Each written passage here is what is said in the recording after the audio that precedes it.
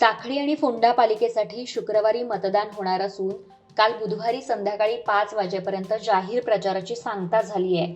शुक्रवारी होणाऱ्या मतदानासाठी प्रशासकीय यंत्रणा सज्ज झाली असून मतदान शांततेत आणि निर्भयपणे पार पडावं यासाठी राज्य निवडणूक आयोगाच्या वतीनं प्रयत्न केले जात आहेत. बुधवारी प्रचाराची सांगता झाली असली तरी आता गाठीभेटी आणि गुप्त बैठकांना जोर येणार आहे.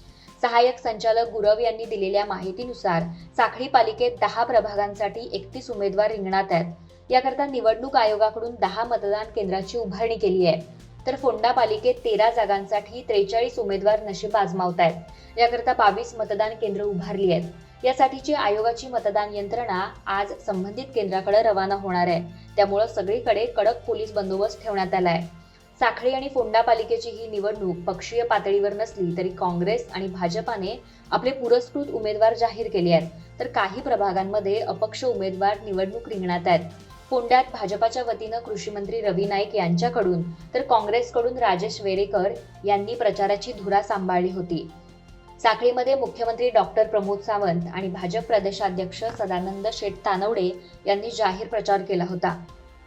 आयोगानं निवडणूक अधिकाऱ्यांची घोषणा केली असून साखळीसाठी डिचोलीचे उपजिल्हाधिकारी रोहन कासकर तर सहाय्यक निवडणूक अधिकारी म्हणून मामलेदार राजाराम परब काम पाहणार आहेत. सर्वसाधारण निवडणूक निरीक्षक म्हणून प्रसाद बळवईकर तर खर्च निरीक्षक म्हणून झिप्रो गावस यांची निवड केली आहे.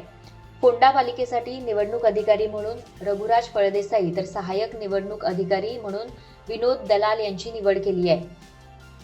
निवडणूक निरीक्षक म्हणून विशाल कुंडईकर आणि खर्च निरीक्षक म्हणून सीताराम गावडे काम पाहणार आहेत. साखळी पालिकेत काँग्रेस गटाचे प्रवीण ब्लेगन तर भाजप गटाचे रियाज खान हे बिनविरोध निवडून आले आहेत. तर फोंडा पालिकेत भाजप समर्थक विश्वनाथ दळवी आणि विद्या पुनाळेकर हे बिनविरोध निवडून आले आहेत. हे विशेष आहे. साखळी पालिका निवडणुकीसाठी मतदान यादी तयार करताना संपूर्ण प्रक्रिया केली गेली आहे. याचिकादार राहत असलेल्या पत्त्यावर ते न सापडल्यानं त्यांच्या निवासस्थानी नोटीस लावण्यात आली होती.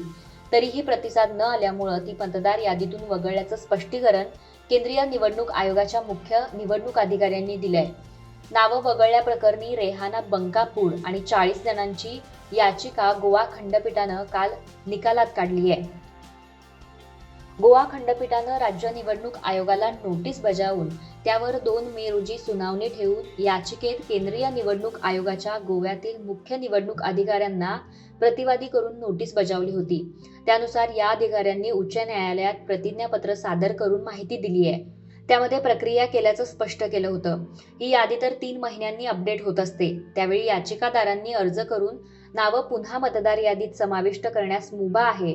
त्यांनी ती नावं पुन्हा समाविष्ट करून घेण्यासाठी अर्ज केल्यामुळं प्रक्रिया करून त्यावर निर्णय घेतला जाईल असं सांगितल्यानं ही याचिका निकालात काढण्यात आली आहे.